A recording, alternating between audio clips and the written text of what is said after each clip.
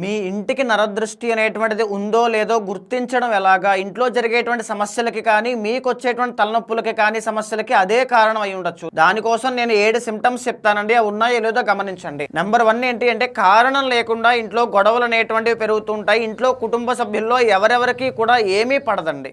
ఎవరు మాట ఎవరు వినరు. ఇది ఫస్ట్ సింప్టమ్. రెండోది ఏంటి అంటే డబ్బు ఎంత సంపాదించినా రూపాయి కూడా నిలబడదు. ఎలా ఖర్చు అవుతోందో, ఎందుకు ఖర్చు అవుతోందో ఎవరికీ తెలియదు.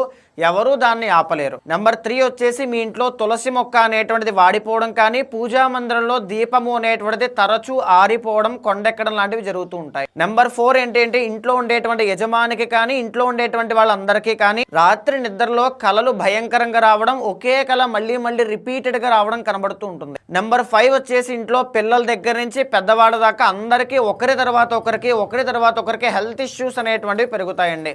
డాక్టర్ దగ్గరికి వెళ్తారు, హాస్పిటల్కి